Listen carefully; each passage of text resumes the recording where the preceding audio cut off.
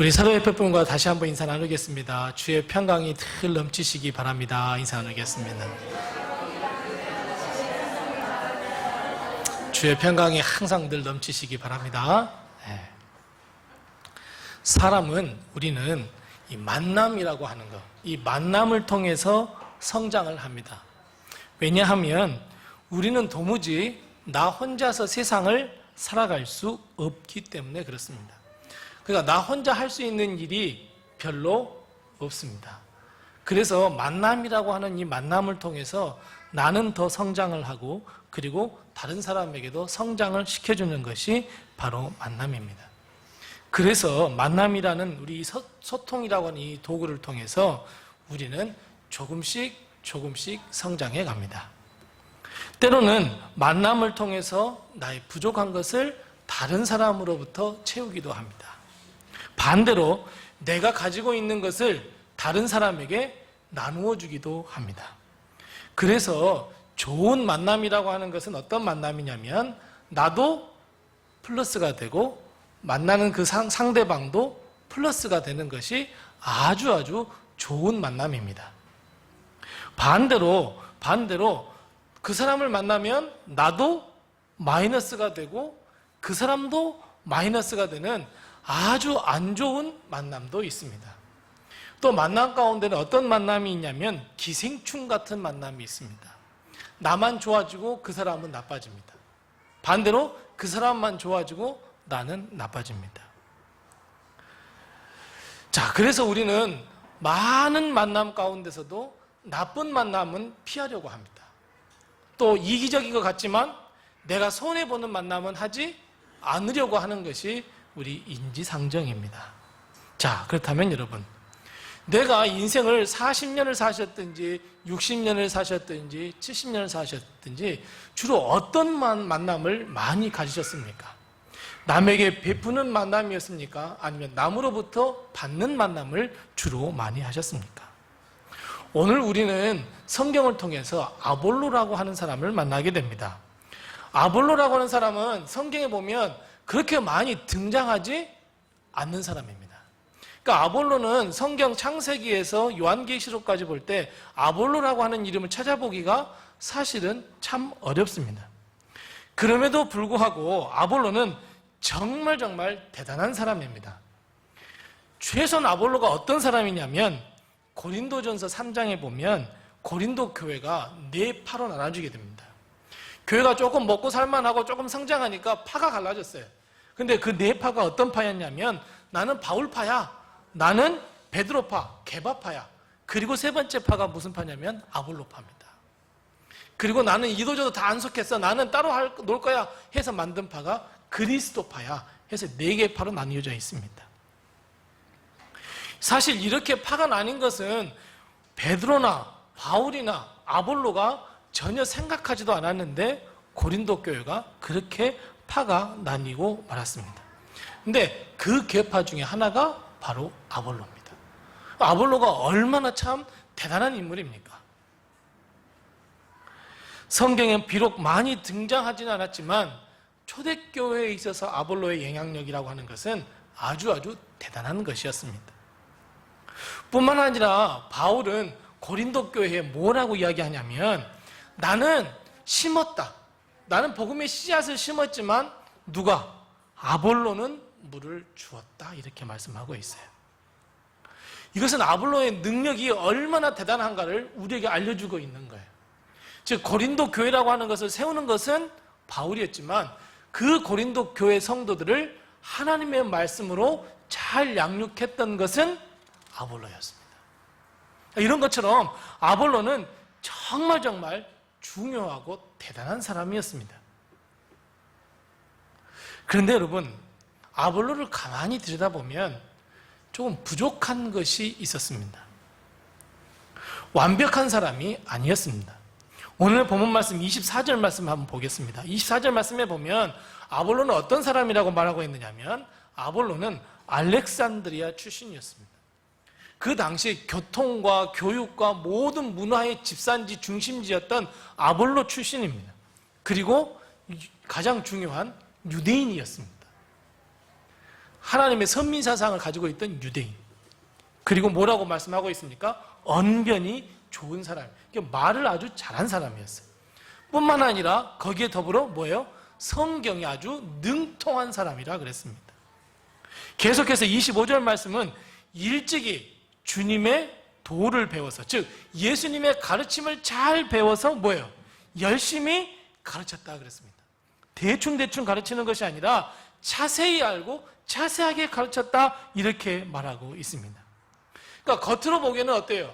아볼로는 겉으로 보기에는 정말 대단한 사람이고 부족함이 없는 사람처럼 보이지만 완벽한 종이었고 하나님의 역사를 드러낼 수 있는 최고의 사람처럼 정말 바울과 정말 쌍벽을 이룰 정도로, 베드로와 쌍벽을 이룰 정도로 최고의 중요한 사람이었지만 25절 말씀 본문 끝에 보면 뭐라고 말씀하고 있습니까? 그러나 요한의 세례만 알 따름이었다 이렇게 말씀하고 있습니다. 이게 무슨 말씀입니까? 겉으로 완벽해 보이는 것처럼 보이지만 정말 중요한 예수님의 세례는 알지 못했다라고 하는 말씀입니다. 그러니까 결국 여러분, 아볼로는 완벽한 사람이었습니까? 아니면 불완전한 사람이었습니까? 그래요. 겉으로 보기에는 완전한 사람처럼 보이지만 사실 실상은 부족한 사람이었습니다. 자, 성경에 보면 세례를 베풀었던 사람이 딱 두 사람이 있습니다. 누구와 누구입니까? 한 사람은 세례 요한, 또 한 사람은 예수님. 이렇게 두 사람만이 세례를 베풀었습니다. 자, 그러면 세례라는 게 무엇입니까? 세례라는 게 무엇이냐면 우리의 죄를 씻는 것인데, 하나님의 자녀인 우리, 하나님의 자녀입니다, 하나님의 자녀가 아닙니다 라고 기준이 되는 것이 무엇이냐면 세례입니다. 그런데 아볼로의 가장 큰 약점은 무엇이었냐면 세례 요한의 세례만 가르쳤다는 거예요. 그러니까 예수님의 세례를 가르치지 못했다는 거예요. 출신도 유대인이었습니다. 언변도 뛰어났습니다. 자라온 배경이 된 그 알렉산드리아도 아주 최고의 곳이었습니다. 성경에 능통했습니다. 예수님에 대해서 일찍이 배웠고 잘 배워서 잘 가르쳤습니다. 그런데 치명적인 약점, 세례 요한의 세례만 알 뿐이었습니다. 그래서 예수님의 세례는 알지도 못했고 다른 사람에게 가르치지도 못했습니다. 자, 그러면 여러분, 도대체 세례 요한의 세례와 예수님의 세례는 어떤 차이가 있길래 아볼로가 그렇게 부족한 사람으로 전락할 수밖에 없었을까요? 자, 세례라는 게 뭐예요? 거의 대부분 다 세례 받으셨잖아요. 자, 세례라는 게 뭐예요? 하나님의 자녀가 되는 거예요. 또요? 네, 세례라는 건 뭐냐면 죄를 씻는 것을 말해요. 내가 예수 그리스도를 구주로 영접하고 내가 물로 내가 죄를 다 씻겠습니다 라고 하는, 물로 죄를 씻는다라고 하는 의미를 갖는 것이 세례예요. 이것이 어찌 보면 세례 요한도 그렇고 예수님도 그렇고 공통점일 수 있어요. 죄를 씻는, 죄를 회개하기 위한 것이라고 공통점일 수 있어요. 그런데 그 중심에는 어떤 차이점이 있냐면 세례 요한의 세례는 회개를 위한 세례예요. 그러니까 죄를 씻겠습니다, 내가 더 이상 죄를 짓지 않겠습니다라고 하는 결단을 위한 세례였다고 한다면 세례 요한의 세례는 불완전한 세례였습니다. 자, 세례 요한이 세례를 베풀었을 때 어떻게 세례를 베풀었을까요? 가장 중요한 본질이 빠져 있어요. 그게 누구예요? 예수님이에요. 목사님들이 우리가 세례를 베풀 때 누구의 이름으로 세례를 줘요? 예, 예수 그리스도의 이름으로 누구시 예수님을 믿는 누구에게 내가 성부와 성자와 성령, 그러니까 예수님의 이름으로 세례를 주노라고 세례를 준단 말이에요. 근데 세례 요한은 무엇이 빠져 있었어요? 예수님이 빠져 있었어요. 그러니까 예수님의 세례와 세례 요한의 세례의 차이점은 무엇이냐면 이 세례 요한에는 본질인 예수 그리스도가 빠져 있습니다. 그러니까 예수님의 세례는 완전한 세례이고 완전한 구원을 베풀기 위한 세례였는데 세례 요한은 어찌 보면 결단을 위한 세례였다라고 하는 거예요. 그러니까 예수님의 세례는 아주 본질적으로 최고의 세례이지만 세례 요한의 세례는 그렇지 못했어요. 가장 핵심인 예수 그리스도가 빠져 있어요. 자, 그렇다면 여러분, 우리 아볼로에 대해서 어떤 결론을 내릴 수 있어요? 어떤 결론을 내릴 수 있냐면, 하나님의 사명, 구원의 역사, 복음의 역사를 위해서는 겉으로 보기에는 아주 완벽한 사람이었어요. 언변이나 가르치는 능력이나 예수님에 대해서 너무너무 잘 알았어요. 손색이 없을 정도였어요. 그런데 가장 중요한 본질 가운데 하나인 예수 그리스도의 세례를 깨닫지 못했어요. 알지 못했어요. 예수 그리스도가 왜 이 땅에 오셨습니까? 우리의 죄를 용서하시게 오셨잖아요. 근데 이 세례라고 하는 이 세례가 죄 씻음인데, 그 죄 씻음에 있어서 예수 그리스도가 빠져 있다는 것은 어찌 보면 정말 빵은 빵인데 안고가 없는 빵이에요. 완전히 불완전한 거예요. 그래서 하나님이 이 아볼로를 위해서 아주 중요한 만남을 준비해 두셨어요. 26절 말씀입니다. 26절 말씀에 보면 브리스길라와 아굴라가 아볼로의 설교를 회당에서 듣게 되었습니다. 아굴라 브리스길라는 아주 신실한 부부로 정평이 나 있는 사람입니다. 심지어 바울과 함께 같이 3년 동안 먹고 자면서 일도 같이 했던 사람이 이 브리스길라와 아굴라 부부입니다. 아볼로의 말을 들었을 때, 아볼로가 전하는 설교를 들었을 때에 너무너무 은혜가 넘쳤습니다. 많은 사람들을 회심시키기에 아주 충분한 말씀이었습니다. 그런데 브리스길라와 아굴라는 금방 알아차렸습니다. 무엇을요? 예수님의 세례는 알지 못하고 있구나. 아볼로가 지금 예수님에 대해서 말씀을 하고 성경에 대해서 이야기를 하는데 복음의 핵심이 빠져 있구나 하는 것을 브리스길라와 아굴라가 알게 됐어요. 어찌 보면 아볼로는 이 부부를 만난 것이 정말 인생의 최고의 전환점이라고 말할 수 있습니다. 브리스길라와 아굴라 부부는 아볼로의 집회가 다 끝난 다음에 조용히 아볼로를 불렀습니다. 그리고 아볼로에게 그가 부족한 것에 대해서 다 가르쳐 주었습니다. 복음의 진수를 가르치기 시작했습니다. 복음의 진수, 바로 예수 그리스도의 세례, 예수 그리스도의 복음을 가르치기 시작했습니다. 그리고 아볼로는 브리스길라와 이 아굴라가 가르쳐 줬던 이 말을 겸손하게 다 받아들였습니다. 니들이 뭔데 나를 가르치는 거야? 난 설교하는 사람이야. 너희들이 뭘 안다고 나를 가르쳐? 라고 하지 않았습니다. 겸손하게 말씀을 받았습니다. 26절 하반절 말씀에 이것에 대해서 어떻게 이야기하고 있냐면, 하나님의 도를 어때요? 더 정확하게 풀어 이르더라 그랬어요. 더 정확한 거예요. 그러니까 아볼로가 알고 있었던 것은 완벽한 것처럼 보이지만 어딘가 모르게 조금 부족했어요. 그런데 이 브리스길라와 아굴라가 만나가지고 하나님의 도를, 하나님의 그 법을 더 정확하게 가르쳐 주었어요. 그러니까 예수 그리스도의 세례를 알게 되면서부터 이제 아볼로는 더 하나님의 사람으로 완전히 그 변모를 이제 갖추기 시작했어요. 그래서 아볼로로서는 이 부부의 만남이 정말 소중한 만남이었고, 하나님의 뜻이 무엇인지를 더 정확하게 깨닫는 아주 축복의 만남이었습니다. 그래서 이 아볼로의 인생이 완전히 뒤바뀌게 되었습니다. 자, 여러분, 이 26절 말씀에 브리스길라와 아굴라가 가르쳐 주었어요. 예수님에 대한 세례를 가르쳐 줬어요. 자, 그런데 이 26절의 만남 전과 후가 아볼로가 완전히 바뀌었습니다. 완전히 바뀌었어요.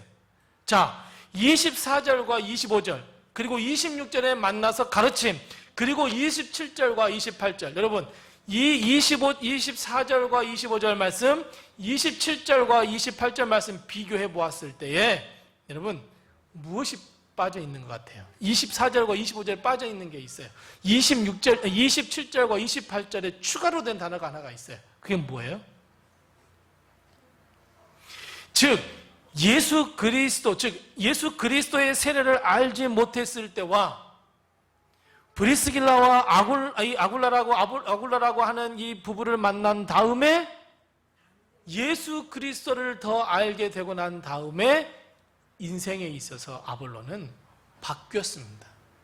그 바뀌었다고 하는 단어를 딱 넣어놨습니다. 그 단어가 뭐예요? 힌트 27절에 있습니다. 네, 뭐라고요? 맞습니다, 여러분. 아볼로가 변화되었다 하는 것을 정확하게 알려준 단어가 바로 은혜입니다, 여러분. 은혜로 말미암아입니다. 보세요. 아볼로가 바뀐 다음에, 아볼로가 바뀐 다음에 27절과 28절 말씀 보세요. 24절과 25절 말씀에 대등소이합니다. 전혀 바뀐 것이 거의 없습니다. 하나님의 말씀을 잘 가르쳤습니다. 언변을 가지고 잘 가르쳤습니다. 복음을 잘 증거했습니다. 많은 사람들에게도 하나님께서 주시는 이 복음을 담대하게 증거하기도 했습니다. 24절, 25절 말씀과 똑같습니다, 여러분. 그런데 27절, 이 브리스길라와 이 아굴라를 만난 다음에 바뀌었어요, 인생이. 어떻게 해요? 은혜로 말미암아라고 하는 단어가 들어가 있어요, 여러분. 이 은혜가 사실은 없었어요. 그런데 예수 그리스도를 정말 만난 다음에, 브리스길라와 이 아굴라를 만난 다음에 아볼로는 하나님의 은혜를 깨닫게 되었고 은혜로 말미암아 사는 인생으로 바뀌기 시작했어요. 즉 뭐예요? 이 아볼로는 이 부부를 만나기 전에는 지식을 가르쳤어요. 아브라함은 이런 사람이야, 다윗은 이런 사람이야, 이사야는 이렇게 말씀하셨지, 그리고 예수님 오셨단 말이야, 그리고 예수 그래서 믿으면 구원이야 라고 하는 무엇만 가르쳤어요? 지식만 가르쳤어요. 머리만 가르쳤어요. 그런데 이 부부를 만난 다음에 이 귀한 만남, 하나님께서 예비하신 이 귀한 만남을 갖고 난 다음에는 무엇으로 말미암아 가르치기 시작했어요? 은혜로 말미암아 가르치기 시작했어요. 완전히 변했어요. 어떤 결과가 나왔습니까? 24절 말씀, 25절 말씀, 여러분 열심히 가르쳤지만 어떤 결과를 나왔어요? 아무런 결과가 없었어요. 24절과 25절 말씀에 이 은혜를 알지 못했던 이 아볼로가 가르쳤을 때는 많은 사람들이 뭐라고 했어요? 아, 정말 말 잘하네, 아, 정말 잘 가르치네, 아, 능력이 있네. 그런데 여러분 27절, 28절 말씀 변한 뒤로는 어떻게 됐어요? 은혜로 말미암아 믿는 자들에게 많은 유익을 주었다라고 말씀하고 있어요. 28절 말씀에 보면 뭐라고 말씀하고 있어요? 많은 사람들 앞에서 예수 그리스도는 주님이시더라고 이 성경에 가르쳐 있지 않아? 라고 가르치면서 예수의 세례에 대해서 가르치면서 뭐라고 말씀하고 있어요? 힘있게 유대인들을 이길 수 있었다고 28절 말씀하고 있어요. 24절, 25절 말씀 찾아보세요. 이 말씀이 있는지. 없어요, 여러분. 그저 아볼로는 이런 사람이었고 그냥 이런 말씀을 가르쳤어. 그리고 26절 말씀 보니까 그런 귀한 만남이 있었어. 그래놓고 나왔던 27절에 은혜로 말미암아 많은 사람들에게, 믿는 자들에게 유익을 줬고 이 유대인들과 싸워서 성경을 싸워서 이겼다라고 오늘 말씀하고 있잖아요. 완전히 바뀌었어요, 여러분. 사랑하는 성도 여러분, 그런 의미에서 볼 때 여러분, 하나님의 은혜, 그 은혜의 능력을 여러분 믿으십니까? 하나님의 은혜가 가지고 있는 파괴력과 권능을 여러분 믿고 계십니까? 하나님의 은혜가 나를 통해서 많은 사람들에게 많은 유익을 줘야 한다고 여러분 믿으십니까? 그렇습니다, 여러분. 그래야 합니다. 은혜의 능력, 은혜가 가지고 있는 파괴력, 은혜의 권능 믿으시기 바랍니다. 그래서 우리는 항상 하나님의 은혜 안에 살아야 합니다. 우리는 항상 은혜로 사역을 감당해야 합니다. 항상 하나님의 은혜를 세상에 전해야 합니다. 항상 하나님의 은혜로 우리의 모든 일을 행해야 합니다, 여러분. 그저 내가 하려 하니 힘이 듭니다. 그저 내가 하려고 하니 은혜도 없습니다. 그저 내가 하려고 하니 파괴력도 없고 능력도 없고 권능도 나타나지 않습니다. 하나님의 은혜가 없는데 무슨 능력이 있고 무슨 권능이 있겠습니까? 하나님의 은혜가 없는데 어찌 사람들에게 감동을 주고 어찌 많은 사람들에게 유익을 주겠습니까? 아볼로도 대단한 사람이지 않습니까? 24절 말씀 우리가 봤잖아요. 그렇게 능력 많은 사람이 아무런 열매가 없었잖아요. 그런데 은혜로 말미암아 하나님의 은혜 안에 살고 하나님의 은혜를 깨닫게 되고 하나님의 은혜로 가르치기 시작했더니 많은 사람에게 유익을 주었고 많은 사람에게 힘을 주었고 믿는 자에게 능력을 주었다고 오늘 말씀하고 있잖아요. 유대인을 이겼다고 이야기하고 있잖아요, 여러분. 대단한 설교가였던 아볼로도 하나님의 은혜가 없었을 때는 그저 잘한다는 소리밖에 듣지 못했습니다. 아, 그냥 잘하는구만. 이게 무슨 의미예요? 말은 잘하는구만. 이런 의미란 말이에요. 하나님의 은혜가 없었을 때는 그저 잘한다는 소리밖에, 그저 평가를 받았지만 하나님의 은혜가 없었을 때는 유대인도 이길 수 없었지만 하나님의 은혜가 없었을 때는 예수 그리스도의 세례를 담대하게 선포하지 못했지만 그가 하나님의 은혜를 깨닫고 하나님의 은혜로 덧입게 되자 완전히 바뀌어 버렸습니다. 바울의 버금가는 사람이 되었고요, 베드로의 버금가는 사람이 되어버렸습니다. 하나님의 능력을 세상에 전하는 사람이 되었고 예수 그리스도가 우리의 구주이심을 만 백성에게 선포하는 자가 되었습니다. 사랑하는 로뎀의 성도 여러분, 정말 하나님의 은혜로 사시기 바랍니다. 오직 하나님의 은혜로 우리에게 맡겨준 사명을 잘 감당하는 성도들이 다 되시기 바랍니다. 여러분, 하나님의 은혜를 내 삶 속에서 싹 빼보세요. 한번 내 삶 속에서 하나님의 은혜를 다 빼면 뭐만 남겠습니까? 하나님의 은혜를 다 빼면 내 힘밖에 없습니다. 나밖에 없어요. 하나님의 은혜를 다 빼버리면 실패할 수밖에 없어요. 왜요? 내가 무슨 능력이 있겠어요, 여러분? 내가 빠져버리면 많은 사람들에게 유익을 줄 수 있을까요? 없어요, 여러분. 하나님의 은혜가 빠지면 하나님의 귀한 사명을 잘 감당하자고, 헌신하자고 막 하는 일에 여러분 열심히 할 것 같아요? 절대 그럴 수 없습니다. 하나님의 은혜가 빠져버리면 복음의 승리를 거둘 수 있다고요? 없습니다, 여러분. 이 은혜가 내 삶 속에서 빠져버리면 많은 사람 앞에서 당당하게 나는 그리스도인입니다, 예수 그리스도를 믿으십시오, 예수 그리스도를 믿어야 구원받습니다, 제발 여러분 예수 그리스도를 믿으십시오 라고 말할 수 있을 것 같습니까? 없습니다, 여러분. 은혜가 아니고서는 도무지 할 수가 없습니다, 여러분. 사랑하는 성도 여러분, 제발 하나님의 은혜로 살아가는 하나님의 자녀들이 다 되시기 바랍니다. 아볼로가 이렇게 바뀌게 된 것은 만남이라고 하는 소중한 축복의 하나님의 도구가 있었기 때문에 아볼로는 바뀌었습니다. 아볼로 입장에서 보면 그냥 설교 잘하는 사람, 말 잘하는 사람 하고 인생이 끝마쳤을지 몰라요. 하지만 이 아굴라와 브리스길라라고 하는 부부와의 만남, 그 인생 최고의 만남을 가진 다음에 이 아볼로는 최고의 사람이 되었습니다. 자, 그렇다면 여러분, 우리는 아볼로를 그냥 바라보고만 있어야 되겠습니까? 아, 아볼로가 그런 사람이었구나 라고 여러분 끝나면 되겠습니까?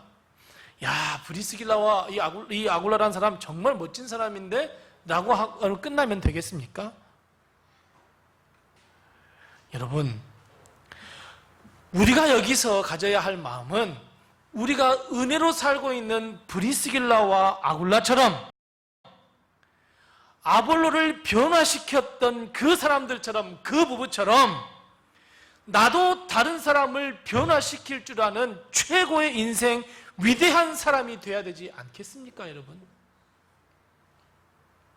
하나님의 은혜가 우리에게 임하면 우리도 충분히 그럴 수 있습니다, 여러분. 그런데 우리는 전혀 그런 생각조차도 갖고 있지 않습니다. 그래서 겉으로는 뭐라고 말해요? 하나님의 은혜입니다, 모든 것이 하나님의 은혜입니다 라고 은혜 받은 자처럼 하지만, 은혜 받은 척을 하지만 속으로는 나는 아무런 의미가 없네, 아무런 의미가 없어. 여러분, 혹시 이런 사람 아닙니까? 많은 사람들 앞에서 나는 하나님을 믿는 사람이야 라고 말하지 못하십니까? 은혜가 없는 사람입니다. 내게 주신 일용할 양식을 놓고 많은 사람들이 보는 가운데서 기도하지 못하고 밥을 먹습니까? 은혜가 없는 사람입니다. 그저 우리 교회에 오면 은혜가 있는 척하죠. 척은 할 수 있죠. 실상 우리의 삶의 모습들을 보면 하나님의 은혜 없는 삶을 얼마나 많이 살고 계십니까? 그래서 여러분, 내가 하나님의 은혜를 받는 사람이라 라고 하면 하나님의 은혜 안에 살면서 동시에 무엇을 해야 하냐면 하나님의 은혜를 드러내셔야 합니다. 하나님의 은혜를 드러낸다는 것이 무슨 의미입니까? 하나님의 은혜를 드러낸다는 것은 내가 만나는 모든 사람에게 내가 하나님의 자녀이고 하나님이 주신 그 축복을 받는 사람이고 오직 나는 하나님의 은혜로 사는 사람이라고 당당하고 자랑스럽게 선포해야 합니다, 여러분. 그저 기도할 때만 속으로 예수님의 은혜 감사합니다? 안 됩니다, 여러분. 교회 안에서 성도들 사이에서 있는 척하면서 나 은혜 받은 자야, 여러분 이렇게 우쭐대면서 이야기하는 것 여러분 아닙니다, 여러분. 진정한 은혜가 아닙니다, 여러분. 그냥 한두 사람이 들릴 만한 목소리로 아우 다 은혜예요, 아닙니다, 여러분.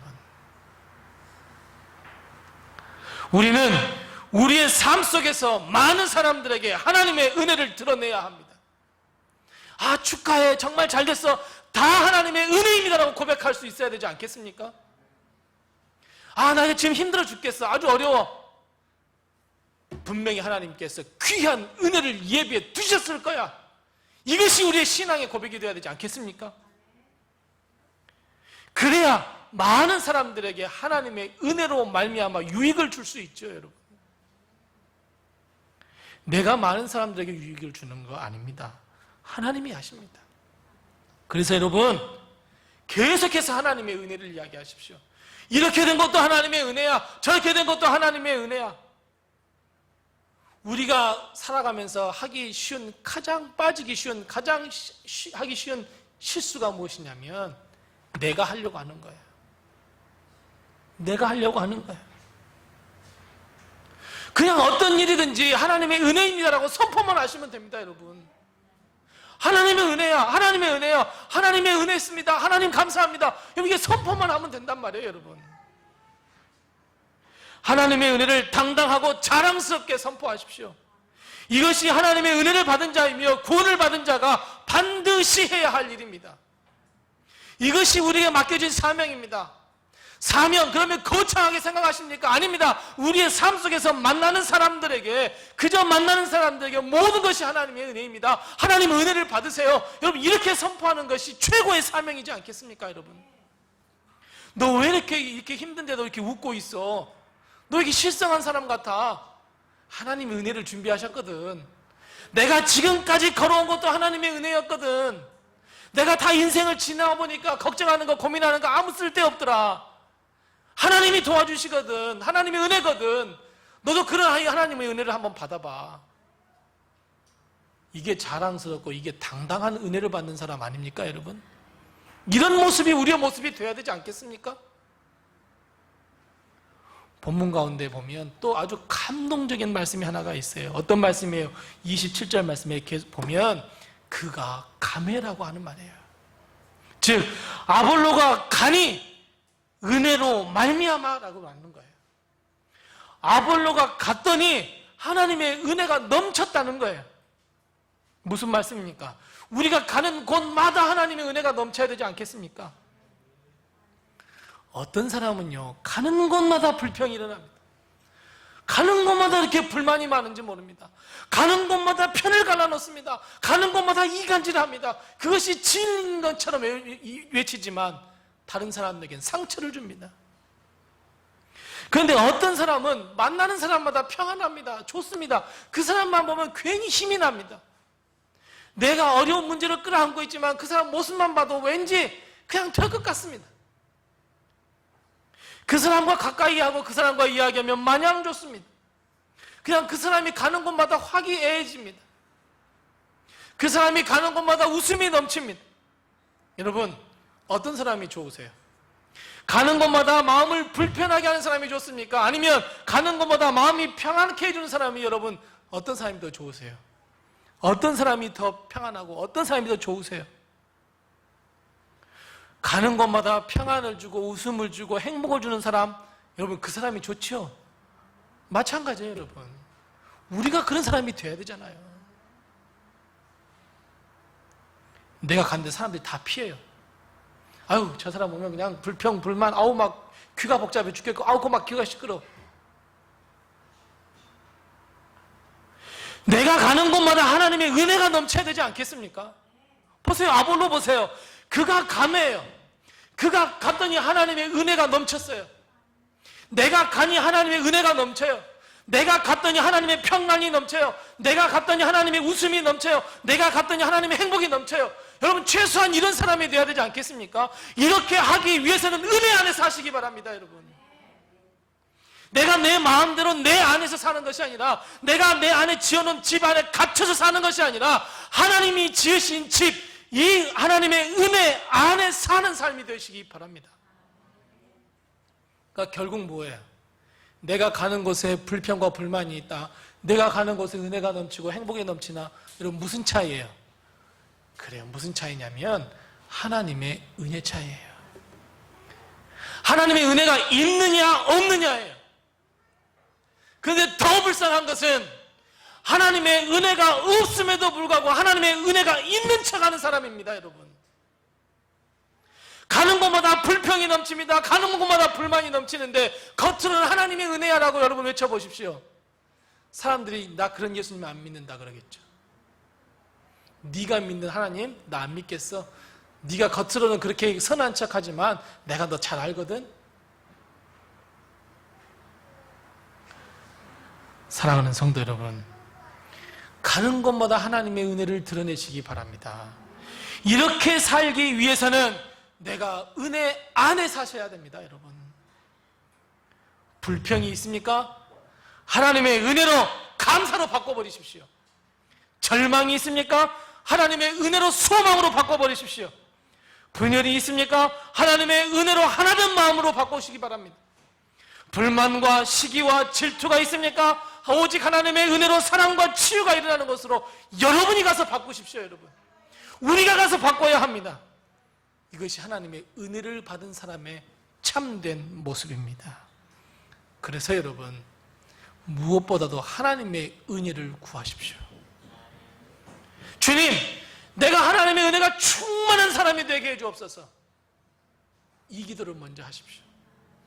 내가 하나님 부자가 돼서 하나님께 헌신 잘하게 해주세요. 내가 막 부자가 돼서 막 이렇게 하게 해주세요. 하나님, 내가 막 사명을 잘 감당하게 해주세요. 여러분, 이런 기도보다 먼저 내 안에 하나님의 은혜로 충만케 해주옵소서. 왜 여러분 이런 기도를 못 하십니까? 우리의 첫 번째 기도가 예수 그리스도 하나님의 은혜로 충만케 해주옵소서. 여러분, 이것이 우리의 첫 번째 기도가 되어야 됩니다.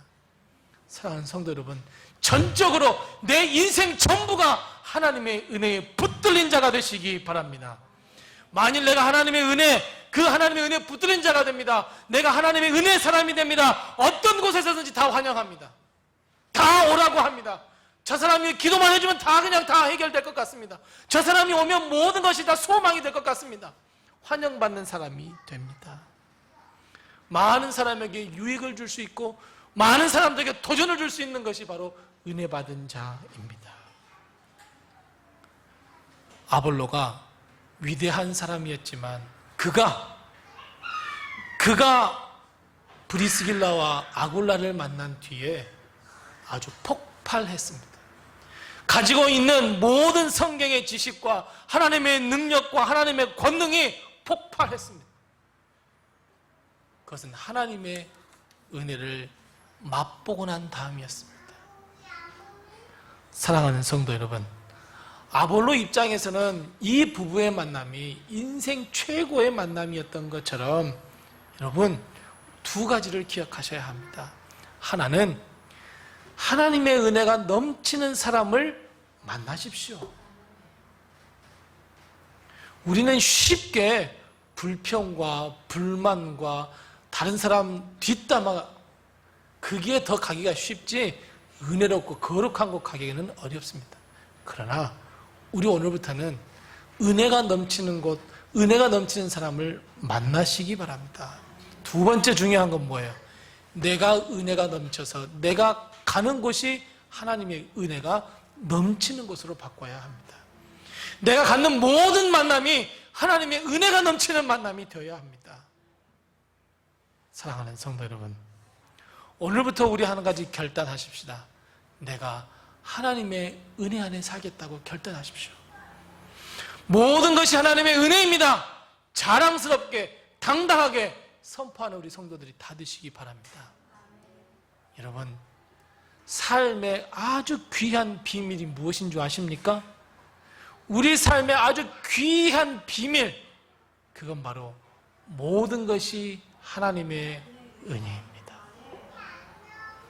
그런 고백 가운데 살아가는 우리 로뎀의 모든 성도들이 다 되시기 바랍니다. 그 하나님의 은혜가 우리 삶에 늘 충만하시기 바랍니다. 그리고 그 은혜를 만나는 모든 사람에게 하나님의 은혜를 전하는 우리 성도들이 다 되셔 하나님의 은혜의 사람, 하나님의 복의 사람, 하나님의 축복의 사람들이 다 되시기를 바랍니다. 기도하겠습니다.